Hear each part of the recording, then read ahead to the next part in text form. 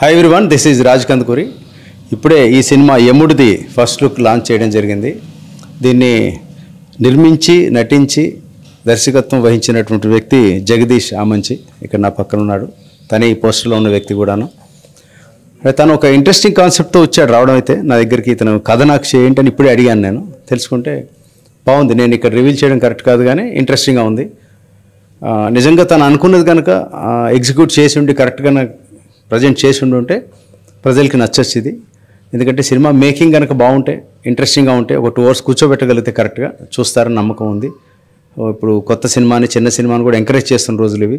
కాబట్టి ఇటువంటి యంగ్స్టర్స్ని ఎంకరేజ్ చేద్దాం. ఈ టీం బాగా మంచి వర్క్ చేసి ఉంటారని ఆశిస్తున్నాను. విష్ దిస్ టీమ్ ఆఫ్ యముడు ఆల్ ది బెస్ట్. జగదీష్ని, అలాగే జగన్నాథ్ పిక్చర్స్, వీళ్ళందరికీ ఆల్ ది బెస్ట్ చెప్తూ, ఇలాంటి మంచి అటెంప్ట్స్ ఎప్పుడు వచ్చినా మీడియా సహకరిస్తోంది, హెల్ప్ చేస్తోంది. సో మీడియా హెల్ప్ చాలా అవసరం. కంటెంట్ బాగుంటే ఎప్పుడు మీరు సపోర్ట్ చేస్తున్నారు, ఇది కనుక బాగుంటే సపోర్ట్ చేయండి. All the best. Hi everyone. ముందుగా రాజ్ కందుకూరి సార్కి, మీడియాకి, ప్రజలకి ధన్యవాదాలు. నా పేరు జగదీష్ ఆమంచి.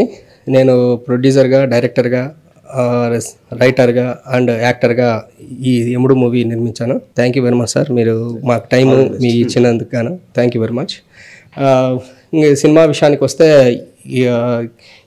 యముడు అనే కాన్సెప్ట్ టైటిల్ వచ్చేసి సినిమాకు రిలేటెడ్గా తీసుకున్నాము.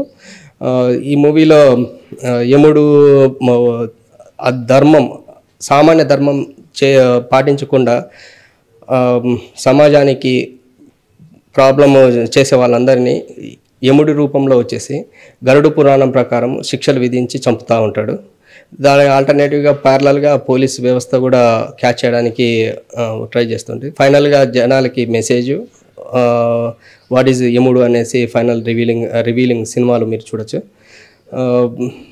ఒకవేళ ఇదే ఎస్ శంకర్ గారు సార్ సినిమా తీసింటే మటుకు అపరిచితుడు 2 అని పెట్టేవారు. ఎందుకంటే ఆ అపరిచితుడు మనము 2005లో వచ్చిన అపరిచితుడు మనం చూసాము. గరుడు పురాణము, శిక్షలు దాని బేస్ మీద ఉంటుంది. ఈ సినిమా కూడా ఆ బేస్ కాన్సెప్ట్తో ఉంటుంది, కానీ కథనము మనం చూపించే విధానము డిఫరెంట్గా ఉంటుంది. డిఫరెంట్ స్టోరీతో వస్తున్నాము.